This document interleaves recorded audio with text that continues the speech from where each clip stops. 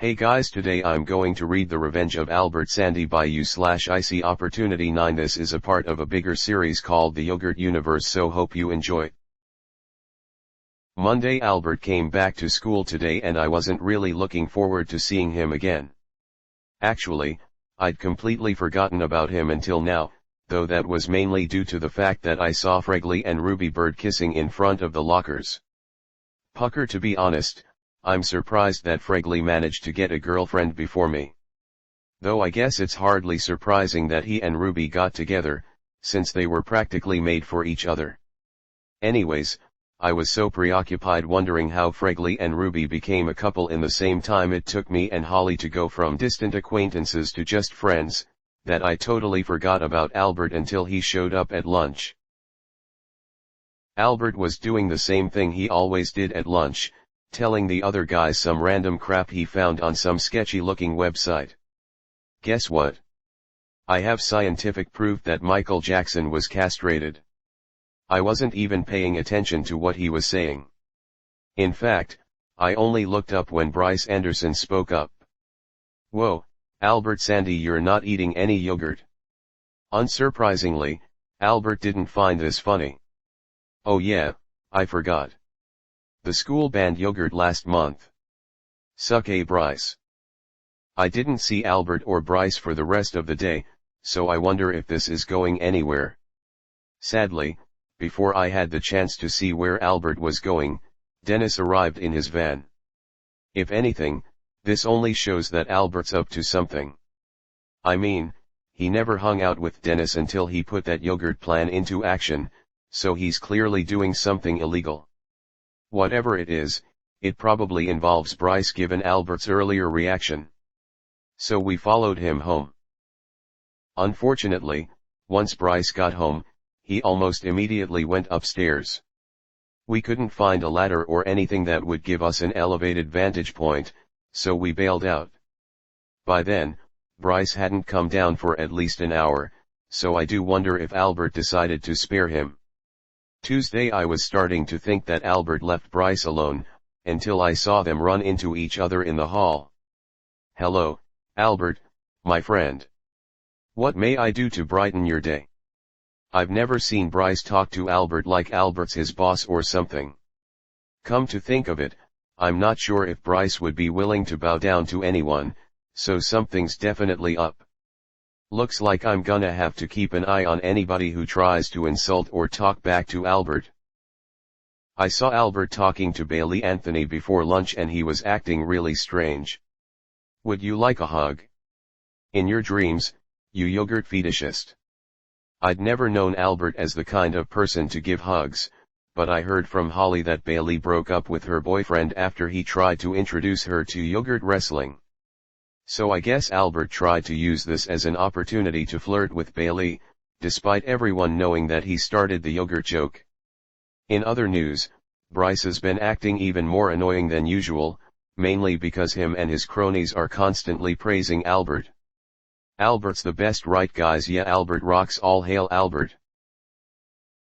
I'm pretty sure that Bryce's recent behavior has something to do with Albert and his goons. So after school, we ended up going back to Albert's. For some reason, Albert's front door was unlocked. I thought he forgot to lock it, but he hadn't turned on the alarm either, making me wonder if all this was done on purpose. The Sandys' house was a total mess. Albert and his goons must have spent their entire suspension partying, because the entire house was trashed. We found loads of questionable stuff that presumably belonged to Albert, but nothing that seemed to have anything to do with his plan.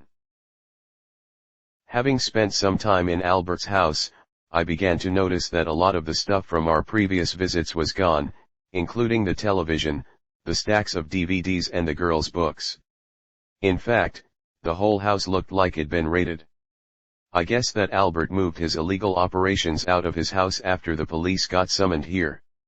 While I'm not sure if he's ever gonna come back here, I don't know where he and his goons are hiding out, so I'm gonna have to do more searching.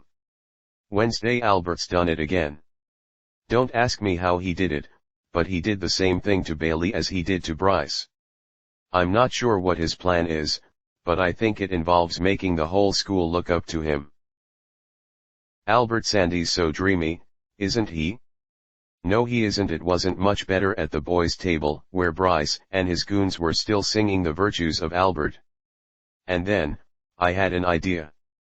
Guys, what's Albert's favorite food? Yogurt. Well, I just hope these guys appreciate the sacrifice they're about to make, because this could end up revealing where Albert's secret hideout is. The only problem was, Albert usually used Dennis' van to kidnap his victims. We'd need a car to track him down, but none of us had driver's licenses and I didn't know anyone who'd be willing to drive us. Somehow, Rowley said he knew someone who could drive us. Still, he didn't tell us who it was, so I was very surprised when we discovered who he'd found. Hello. Don't ask me how or why Rowley chose Leland out of all people, but at least we had a ride. I hadn't seen Leland in at least a year and Rowley claimed that his parents decided that he was old enough to stay home. Then Leland chimed in and said that apparently, Rowley's parents fired him after he let Rowley watch some cartoon they deemed too violent. And apparently, they only found out after Rowley asked for an action figure of one of the characters for his birthday. When will these people realize what a masterpiece JoJo is? Me and Holly ended up having the back seat to ourselves, but I wasn't sure if getting close to her was a good idea, since we were in a car driven by the biggest nerd at Crossland High School. That and Leland checking his rear view mirror every minute didn't help things. After about half an hour, Dennis' van pulled up outside Corny's. I don't know why Albert and his goons wanted to a family-style restaurant, but I then saw Dennis heading around to the back, which made me wonder if he worked at Corny's. We tried to go in through the front, only to discover that the doors were locked. I found it odd that Corny's was closed on a weekday, until Holly found a piece of paper taped to the door. Notice this establishment is closed to protect public health and safety. This establishment must be inspected and approved by the Department of Hotels and Restaurants to continue operating as a public lodging or food service establishment. Do not remove this notice. Having seen that, we headed around the back to find a way in and discovered that Albert and his goons broke the lock on the back door and forgot to replace it. I guess they really didn't think that someone would try to track them down. Unsurprisingly, Albert made no attempt to hide himself. Who's hungry? I love yogurt. Me too. Because Albert was sitting in a booth, we were able to hear everything he said. And from what I heard, his plan involved giving those guys some yogurt. Don't ask me what that has to do with them worshipping him, but I'm pretty sure it's all a trap. For some reason, everything had been left in place after Corny's closed, including the ball pit. And suddenly, I got an idea to ruin Albert's plan. What the having knocked over one frozen yogurt, I prepared to do the same to the other one. Unfortunately, Albert seemed to have caught on to this. You really think I am that dumb, Greg Heff? Hey, wait a minute. How the hell do you get here?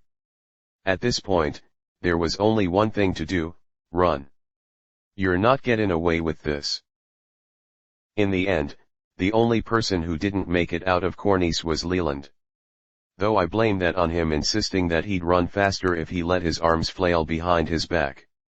In all the commotion, we somehow managed to forget about Leland. Fortunately, he's a pretty big guy, so I don't think he'll have much of an issue fending off the goons. Somehow, the whole Corny's incident ended up on the news tonight. This just in: 6 teens taken into police custody following a break-in of Corny's family-style restaurant. Somehow, Rowley managed to get the last chocolate milk carton. And he refused to give it to me in exchange for an entire pack of sour cherry blasters. So I was forced to watch him blow bubbles in it, which I only think he did to annoy me.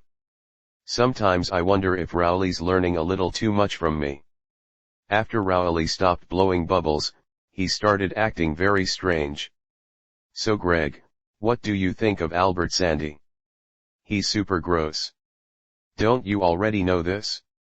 Wait, you don't like Albert? Of course I. Wait a minute, what happened to you? Unfortunately, it only got worse from there. While me, Rowley and Holly didn't appear in the news report, Leland did. I just hope he doesn't admit that it was us who got him in there, otherwise we're gonna be in big trouble. Guess who didn't appear in the report? Albert. I don't know if he escaped or something, but he wasn't mentioned at all. So as far as I know, he's still out there, just without his goons. And if anything, I just hope he hasn't got a backup plan. Thursday I guess I was right, because Albert turned up today. Did you know that carrots can fight cancer? I wasn't thrilled to see him at all and I decided to get him off of my mind by blowing bubbles in chocolate milk.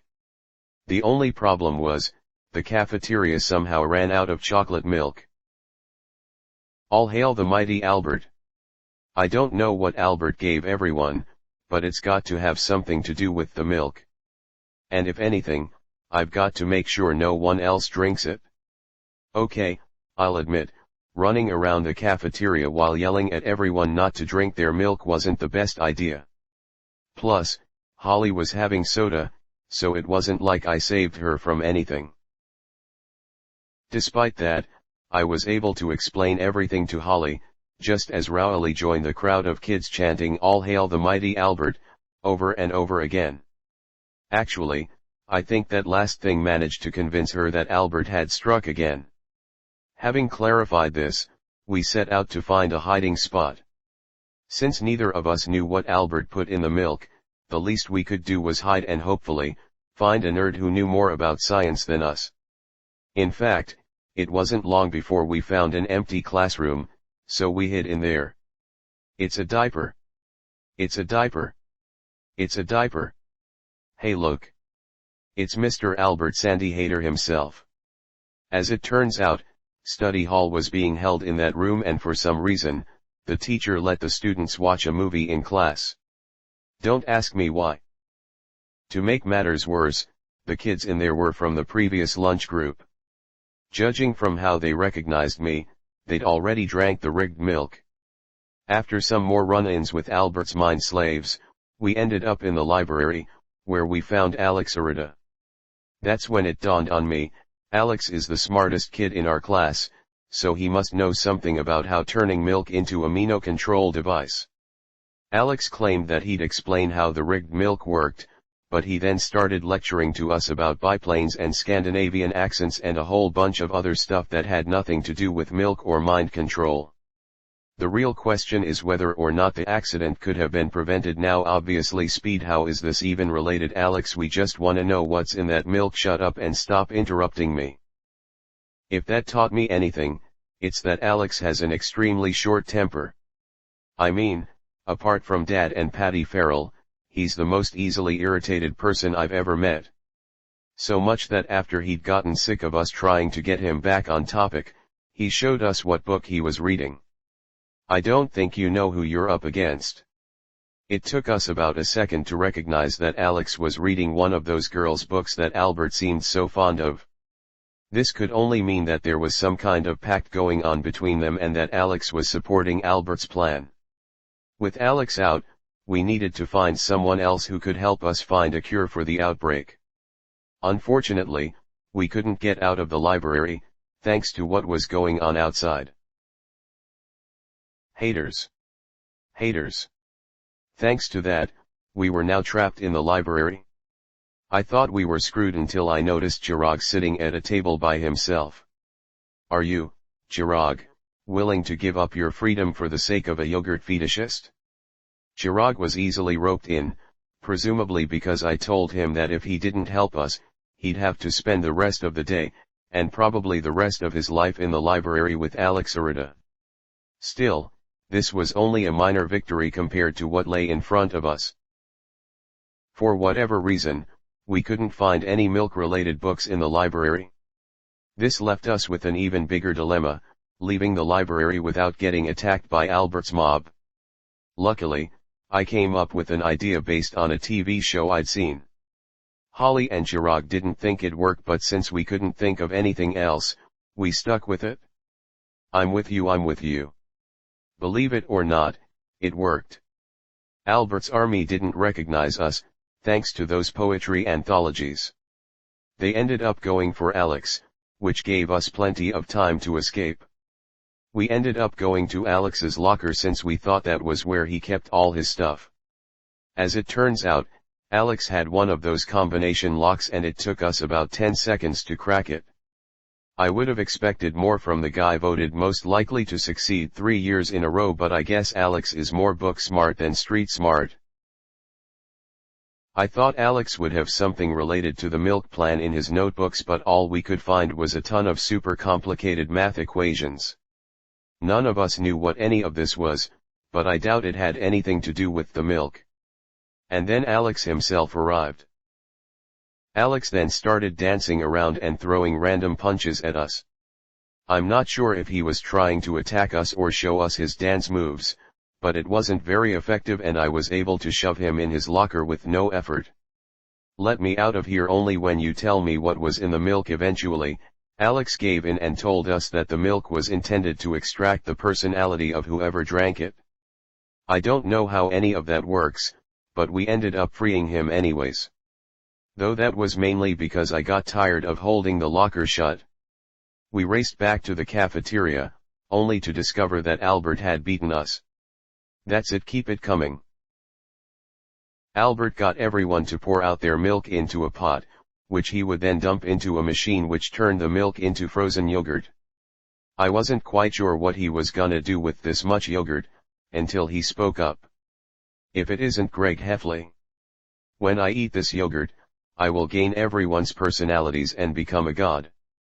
You and your useless friends shall be forced to surrender to the wrath of the mighty Albert Sandy. You can't do this, Albert. And if that wasn't enough, Albert had one last trick up his sleeve. All hail Albert. All hail Albert. Guess what, Holly? I've got one more carton of milk. You know what that means. Sadly, Albert and his minions had Holly completely surrounded and there was no way for me to get to her. I thought we were doomed, until something completely unexpected happened. How about you have some fatty what? No, okay, I'll admit, that was the most badass thing I've ever seen a girl do. I mean, Albert was super pissed that Holly splattered him with the last of his special milk. He then ordered for his minions to finish her off, but Vice Principal Roy arrived before he could put his plan into action. Mr. Sandy, yes, there's something you'd like to tell me? I can explain. Vice Principal Roy got Albert to confess everything he did, from the mind control to his plan to become a golden god. In the end, the teachers were able to gain some control over Albert's army, though they kept muttering "All hail Albert" for the rest of the day. Friday, I wasn't sure what would happen today, given how chaotic yesterday was. As it turns out, Alex Arita admitted to being involved in the brainwashing plan and was forced to spend all of last night separating the personality mix thing that Albert turned into frozen yogurt. I never thought I'd end up serving yogurt to people, but then again, who would have thought that Albert would start brainwashing people? Hope this makes you normal again. Speaking of Albert, he got arrested for this. I'm not sure how long he's going to prison for, but I don't think I'm gonna see him for a long time. All in all, everything returned to normal once we'd finished serving the yogurt. Well, almost everything. Do you have any other copies of Boku no Pico? I don't know what Leland told the troublemakers, but they're now reading those weird Japanese comics books that he likes. I'm not sure if this is a good thing, but at least they aren't engaging in illegal activities anymore. Anything else? Well, me and Holly still haven't become a couple, but I've got the whole of summer to make it a reality. And besides, with Albert where he belongs, I can finally get him off my mind for good.